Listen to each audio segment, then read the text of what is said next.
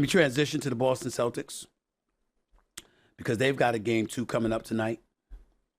And game 1 wasn't too good. Jimmy Butler did his thing. We know this. Last year in the playoffs, in games that Miami won, 7-game series, went 7 games, Jimmy Butler averaged 32 a game in the 3 games they won. He averaged 20 a game in the 3 games they lost. So somehow, some way, it might behoove you to neutralize him. That's number 1. Number 2, the Miami Heat had 4 different players score 15 points. 4. And of those 4 different players that scored 15 points apiece, all 4 of them hit 3 3-pointers. All 4 of them. You got to do something about that. You just got to do something about that. You got to figure out a way not to let that happen. That's what they got to do. By the way, Jason Tatum, a lot of people are going off about him. I'm not going to go off about him. I love Jason Tatum. He's a superstar in this league. Superstars do not go an entire fourth quarter without attempting 1 field goal. Not when you just finished averaging 30 for the season. Not even Larry Bird averaged 30 for the Boston Celtics in the season. Averaged 29.9, but not 30. You're Jason Tatum. You got to shoot the ball. The Boston Celtics, you got to play defense. Defensive field goal percentages by individuals. Marcus Smart gave up 61% shooting with whoever he was guarding against. Jason Tatum gave up 60%. Malcolm Brogdon gave up 58%. Robert Williams III gave up 57%. Jaylen Brown gave up 53%. Where the hell's the defense, Boston Celtics? This is where Joe Mazzulla takes heat. This is where people question, Ime Udoka, are we better off without him or not?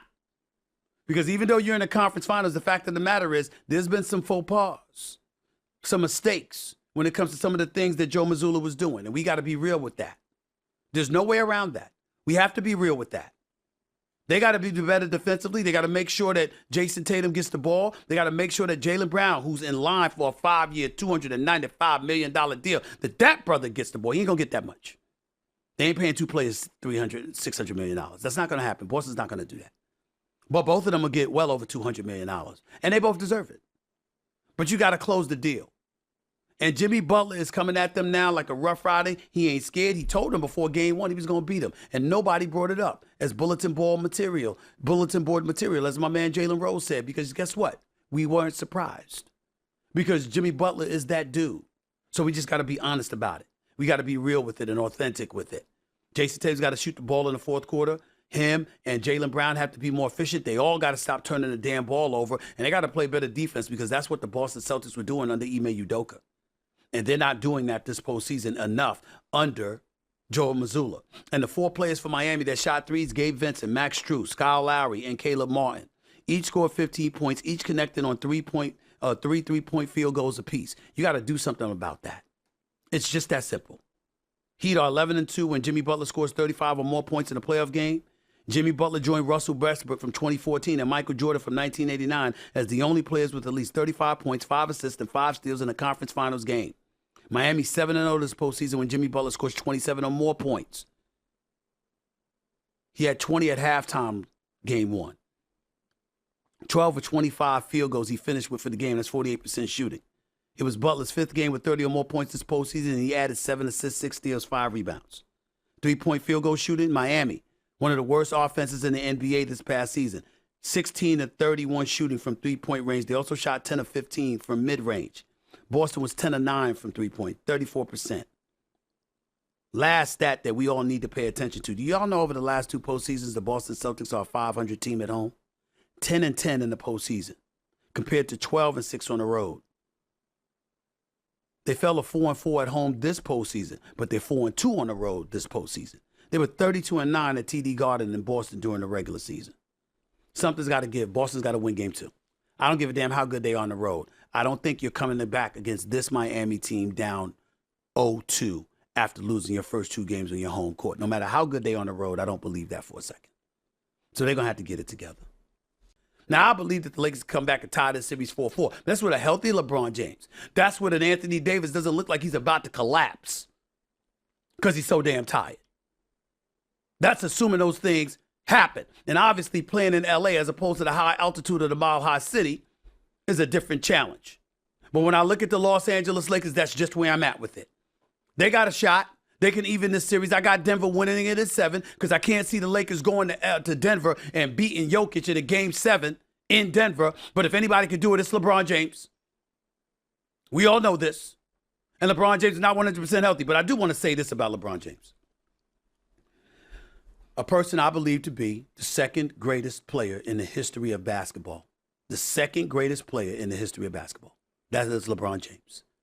I'm sorry, ladies and gentlemen, better than Kobe. Not a better scorer per se, because Kobe was an assassin, but Kobe was second to MJ in that department, and we understand that. But in terms of all-around b-ball skills and what have you, and what LeBron brings to the table, I think he's proven with his resume, his longevity, his dependency, etc. He is the second greatest player in the history of basketball. But LeBron James, if you're listening, could you do me a favor? Please, pretty please, with sugar on top. Could you stop shooting damn three-pointers? I mean, you absolutely, positively have sucked at shooting threes this postseason. LeBron James has been awful shooting the basketball from three-point range. There's no other way to slice it. And when you look at him this postseason, quarter by quarter, LeBron James is averaging 4.5 points in the fourth quarter. We could get into all of that later. We'll talk about this. Actually, I'll get into it now. Endurance issues do come into play because LeBron James is averaging 5.7 to 7 points per quarter through the first 3 quarters on over 50% shooting this entire postseason. Yet in the fourth quarter, LeBron James' numbers dropped significantly to 4.5 points per game on 34% shooting, including 1 of 20 from three-point range. 1 of 20 in the fourth quarter shooting threes. Will you just stop? Will you just stop? Take your big ass to the hole. You're 260 pounds. You're a walking behemoth. Everybody is miniature compared to LeBron James. I should say everybody. That tub of lard that is Jokic, he's not smaller. But my God. I mean, are you trying to just emulate John Starks? I'm a Knicks fan. I'll never get over him shooting 2 for 18 and 1 for 11 from three-point range in a game 7 of an NBA Finals against the Houston Rockets that lost the finals to Olajuwon and them. And I love John Starks, but I'll never get over that. I'll never get over that. I think the only moment that was worse than that for me, or comparable, I shouldn't say worse, comparable to me, was when Tim Tebow, who I love, he's my friend. He's my friend. But we all know I felt Tim Tebow couldn't throw the football.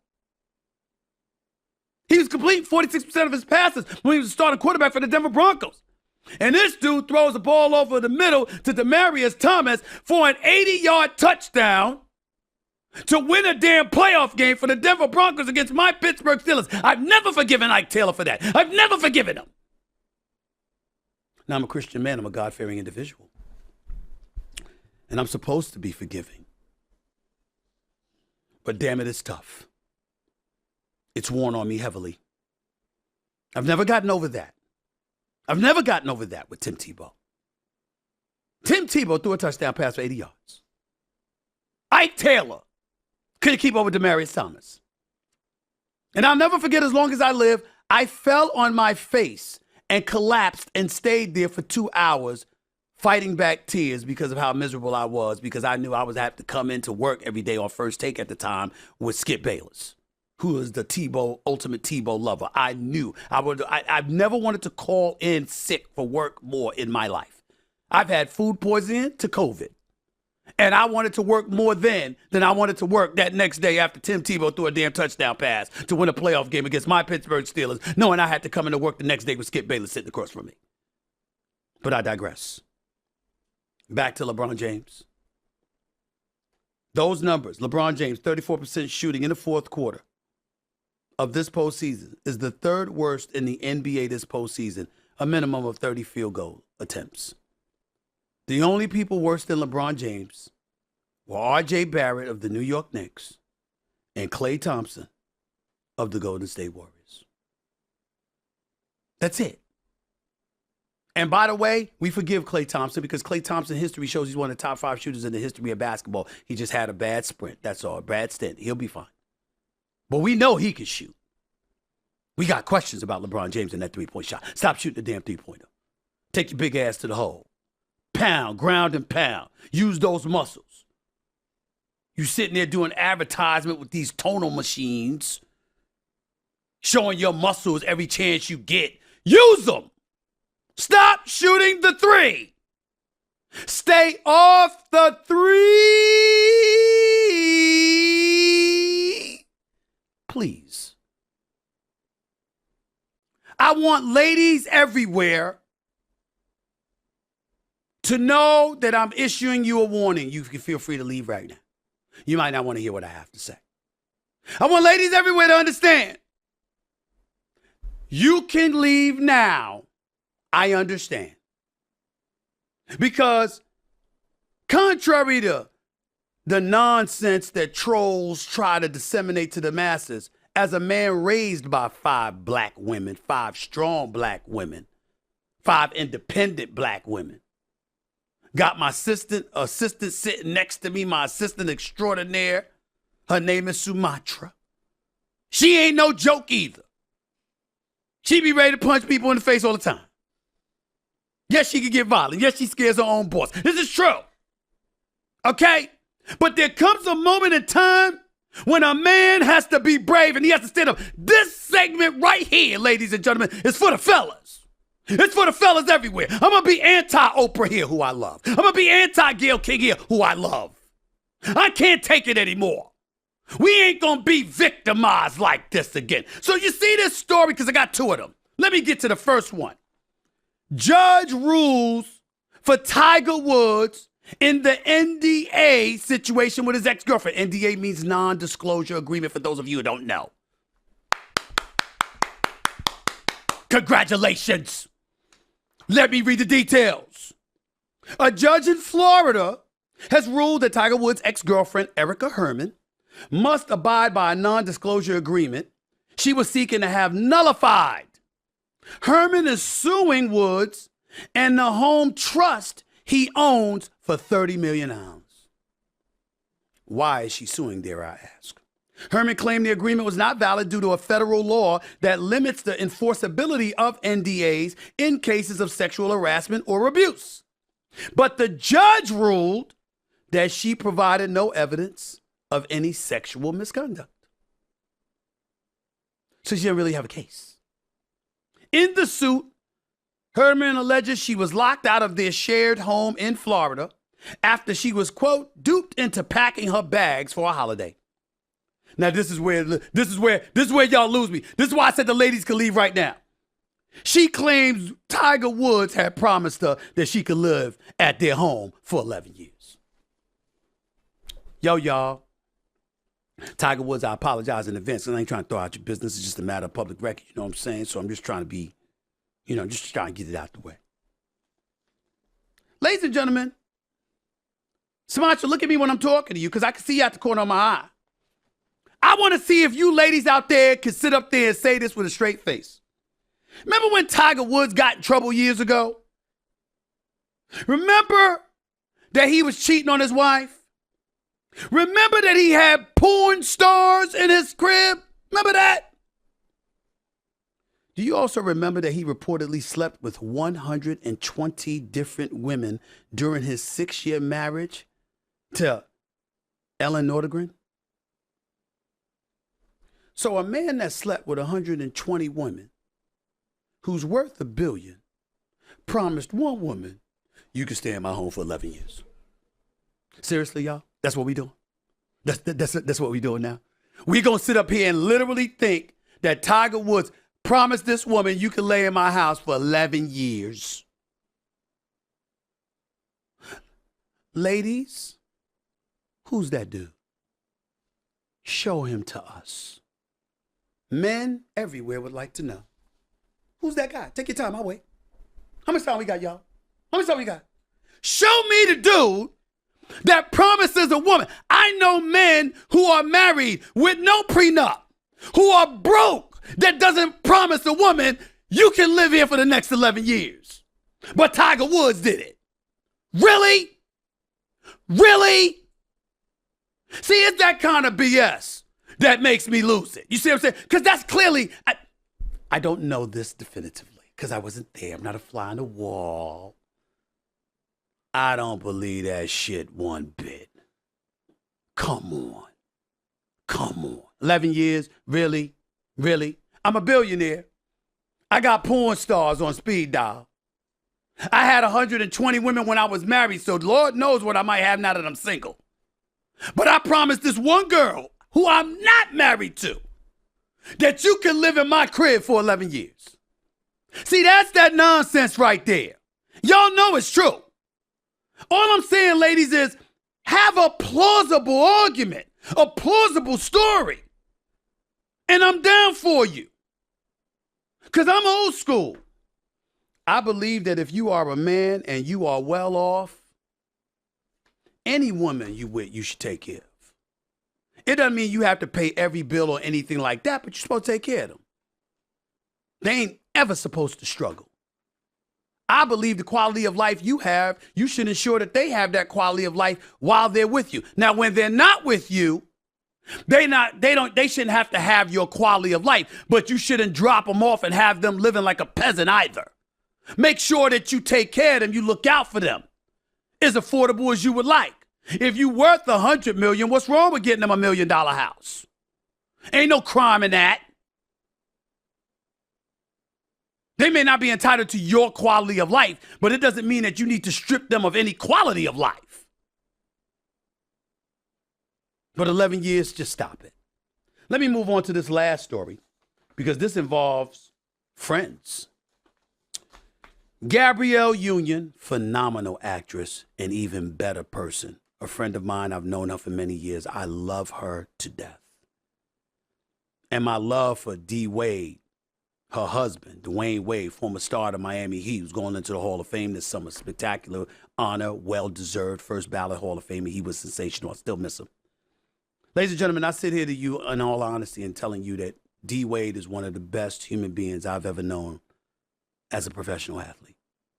It doesn't get much better than D. Wade as a person. He's a beautiful person. He really, really is. Heart's in the right place, and I love his mama, I love his sister, I love his family, I love his cousin Antoine, all the crew. I love them all. I know them. But Gabrielle Union made news because she was on some Bloomberg original series, Idea Generation. She shared her journey as an actress with host Noah Callahan Beaver. One part got everybody up in arms. The host asked her, at what point did you develop that first sense of security and that the work is coming, and as long as I keep knocking it out there, it's going to be more. And there isn't the sense of the rug could still be pulled out. Union's response was, I struggle with that. I think I just have more responsibilities for my money. So I get nervous like, oh my God, that movie didn't open well. What does that mean? Am I going to have enough to hold everybody up? And everyone's like, I'm coming, calm down. It's coming, rather, calm down. I'm trying to find peace in the journey, not using my anxiety and scarcity mindset to be my engine, which is hard. It's weird to say I am head of household because in this household, we split everything 50-50. Naturally, because she said that the internet was in an uproar because Union's husband, Dwayne Wade, is a three-time former NBA player, three-time former NBA champion. Dwayne Wade, whose reported net worth is $150 million, while the internet says her net worth is nowhere near as high as his. Essence.com had an article debating the subject and made mention of the fact that he stepped out on her before they were married and conceived a child outside of their relationship as a result, but she stayed by his side. Why did y'all bring that up? What the hell does that have to do with the price of tea in China? He was not married to her. And whatever transgressions he may or may not have made, I don't know anything about it, don't want to know. It's none of my damn business. The point is, it's none of yours either. Shut the hell up. You see, y'all try to conflate the issue. This was an issue about their finances and 50-50 split in the household. But what you saying is, well, he cheated on her. So guess what? It shouldn't be 50-50. Well, didn't she stay? Didn't that happen before they got married? If it happened before they got married, then what does it have to do with their marriage? That's point number one. Point number two, last time I checked, 2 consenting adults reached the conclusion as to how they want to divide the assets in their household. Number 3, and more importantly, wondering why some of y'all ain't married? Because that kind of attitude will leave you single. Now let me drop back and dial it back a little bit. That kind of attitude will leave you single. You are absolutely right from the standpoint that any man that is well off, if you love your woman, you take care of her. And if you don't love her anymore, how about being a decent, God-fearing individual who came out of the womb of a woman, understanding the importance of taking care of a woman to the best of your ability, simply because you at least once loved her and she deserves that. I get that. But the reason why we got such a problem in today's day and age is because you have folks that want it both ways. On one hand, you'll walk around spewing that entitlement stuff, even for stuff you ain't entitled to. And on the other hand, one minute is that and another minute is independence. Another minute you want to be out on your own. Another minute you want to do what you want to do, when you want to do it, how you want to do it, with whomever you please. You don't want to answer to anybody, especially a damn man. But he should give me this. Really? Really? We'll talk about this because I don't run from relationships issues on anybody. I'm not talking about myself. Because I'm a private individual and my relationships or lack thereof are none of anybody's damn business. I'll be quick to tell you to kiss my ass in a heartbeat before I tell you my business. But I'm damn good at giving advice. I'm damn good on deducing a situation and going and maneuvering through the minefield and telling you what's the best course of action and what may not be the best course of action. These are the kind of things that you need to know. These are the kind of things you need to inhale and embrace. Just remember that. Los Angeles Lakers, for all intents and purposes, are in trouble. Now, me personally, I don't believe that. I don't believe it from the standpoint that I believe that the Los Angeles Lakers losing 2 games on the road in the Mile High City with that altitude was kind of predictable. It really, really starts as it pertains to this Western Conference Final Series in Los Angeles for Game 3 at the Crypto.com Arena Saturday evening. That's when it really, really starts. We understand that. We get all of that. We accept that. I'm worried because LeBron James re-aggravated that ankle injury of his. I'm worried because Anthony Davis has played more than 40 minutes a game in both games 1 and 2. I'm not sure how wise that is because we never get on Anthony Davis about his game. Our issue with Anthony Davis is his durability and his availability. And the more minutes he plays, the more that puts those things in jeopardy. So I'm concerned about that. I saw Darvin Ham and the Los Angeles Lakers insert Jared Vanderbilt into the lineup, thinking that was going to do wonders against Jamal Murray, which obviously was working for the first 3 quarters, and then something happened. Something happened. I don't know whether it was residue from the bubble in Orlando, Florida during COVID. I don't know whether it's a chip on the shoulder or the attitude. I don't know whether it was inspiration from my colleague, the play-by-play extraordinaire himself, Mr. Mike Breen. Bang! That's what he likes to say. And we all love it. We used to love Marv Albert when he's like, yes, again, Michael Jordan is on fire. We used to love that. Now it's bang. We love to hear Mike Breen saying that. And I bring that up because Jamal Murray, en route to dropping 23 points in the fourth quarter, hitting 4 or 5 from three-point range, putting on an absolute show, finishing with a game-high 37 points. That Jamal Murray. Former star at the University of Kentucky who can put up buckets with the best of them, showed up and showed out and made sure that the Denver Nuggets maintained home court advantage by protecting their home court. He put on the show. The Lakers had no answer for him in the fourth quarter.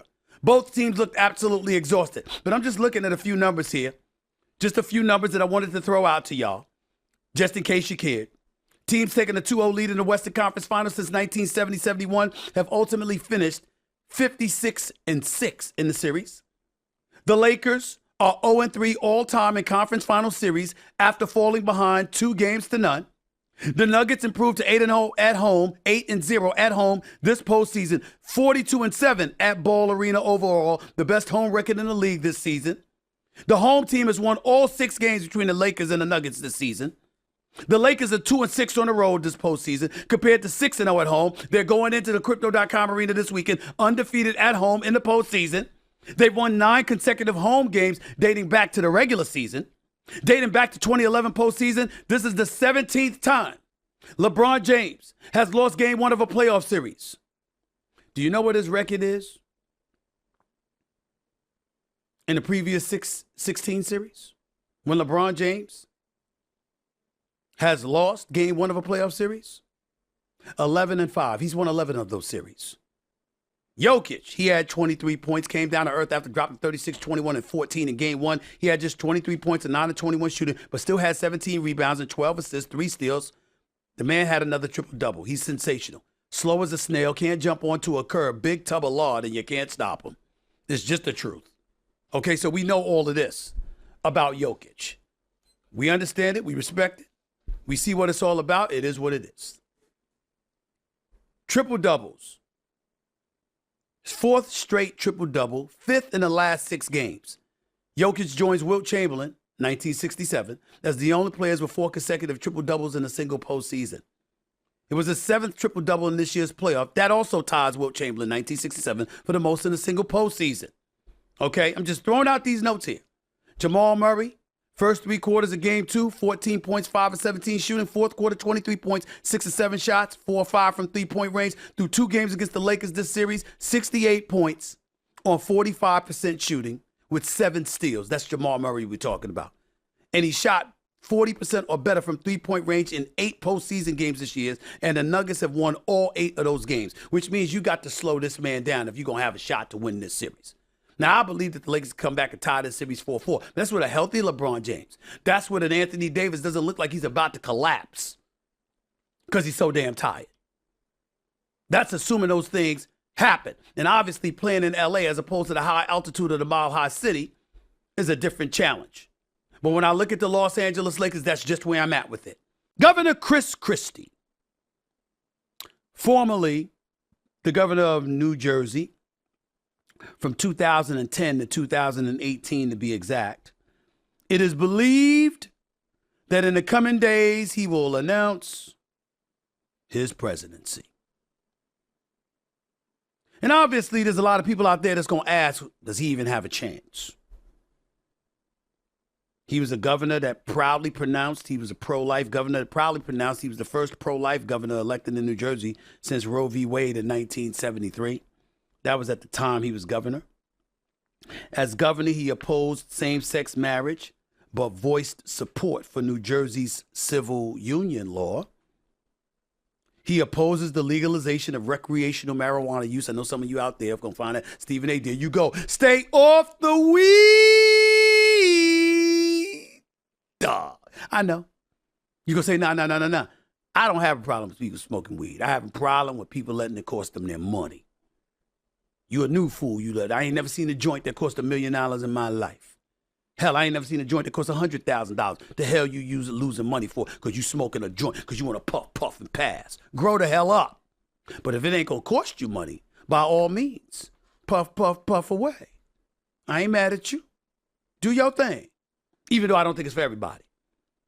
Some people can handle it. Matt Barnes, Steven Jackson on All the Smoke, they can handle some weed. I remember when Joe Smith was playing in the NBA. That brother can handle weed. I saw him wobble courtside when a coach was talking to him because he was so high. Everybody everybody can't deal with some weed. Everybody can't deal with it. Shouldn't say Joe Smith. I might be wrong. Might not have been him. This was like over 25 years ago. But you get my point. Let me get back to the former governor of New Jersey, Chris Christie. Began his governorship with approval rating near 50%, but in 2017, Quinnipiac found that 15% approved of Christie and 81% disapproved. That was the lowest recorded approval rating of a New Jersey governor in history.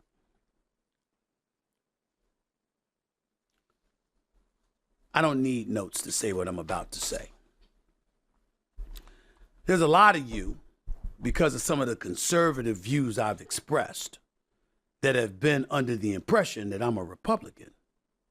I am not. I vote Democrat, even though I'm not willing to deny that may change, because I'll be damned if I'm happy with this administration. But I'm going to tell you something. In my lifetime, I have voted for one Republican. That Republican was Governor Chris Christie of New Jersey. I didn't know him then. I just knew that I felt that Corzine was a mess, and I did not want him to be my governor. And I like Chris Christie's no-nonsense approach, how he was in your face. He wasn't scared of confrontation because that comes with the job, and you can't be scared of that. And you got to be willing to tell it like it is. And I found him to be that guy. Well, over the years, let me tell you what problem I think all of you should have with Chris Christie. He's a Cowboys fan. I've gotten to know this man. I love him. I've even been on the record when I went on Mad Dog Christopher Russo radio show, Mad Dog Radio, 3 to 6 every weekday on Sirius XM, Mad Dog Radio, Channel 82. He had me and Chris Christie on there together a couple of weeks ago. I've been friends with Chris Christie for years now. I didn't know him back then, but I've gotten to know him over a few years. There's only one condition under which he would not get my vote. If Bob Iger, the CEO of Walt Disney, ran for president, which he obviously is not intending to do. I consider Bob Iger the greatest executive I've ever known. Period. And you're talking to somebody that, I might not, hey, life changes. I may not always be at ESPN at my day job. My days might be numbered for all I know. I don't know. Tomorrow ain't guaranteed. Disney lost about $5.5 billion. They announced months ago they're going to lay off about 7,000 workers. Ladies and gentlemen, make no mistake, I am no fool. One of those people could be me. Now, I know everybody say no way in hell, no way in hell. I will remind you I got fired before. 2009 to be exact. I was unemployed, thinking I was it, and nobody looked at me. Nobody. I was living off my savings for damn near a year. I don't take anything for granted and assume that couldn't happen again. At all. So I'm not telling you what I'm telling you about Bob Iger because I'm looking for favors. I believe in producing and getting what I've earned. And if I don't earn it, I don't get it. He owes me nothing. I owe him nothing, even though I feel like I owe him everything because he's such a great boss.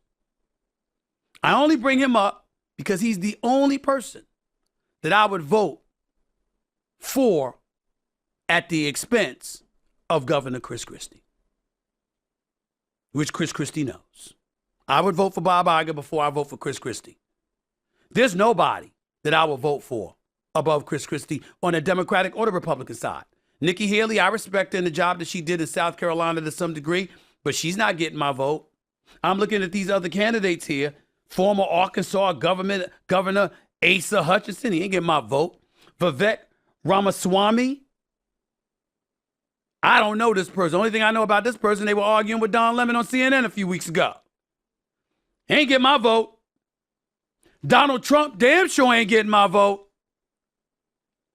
I don't even think about Donald Trump's politics. I just think about the fact that he don't know how to act. And you can't be so divisive and so petty and so caught up in the past that you're not looking forward. Karl Rove, noted Republican, pundit and what have you, wrote a sensational editorial in the Wall Street Journal about how Donald Trump is busy looking in the past. We need somebody that's going to look forward and is going to think about the future. So he damn sure wouldn't get my vote. DeSantis, how can I? Look at the petty fights you get into. I ain't getting into the Disney stuff. I'm employed. That's my day job. I'm riding with Bob Iger all day, every day. It's none of my business. He's my boss. Let him handle it. He's more than capable of handling it. Although I do get his points. Jobs, more individuals employed, more taxpayer dollars going to your state. Wouldn't you want that? I think that's a valid point, but that's all I got to say about that. Rolling with Bob Iger. But he ain't running for office. Chris Christie will likely announce. And I'm telling y'all in advance, unless Bob Iger decides to leave Disney and go and decide that he wants to run for president, or Michelle Obama decides that she wants to run for president, because I could never vote against her. I'm rolling with Chris Christie. I'm rolling with Chris Christie. The man is smart as a whip.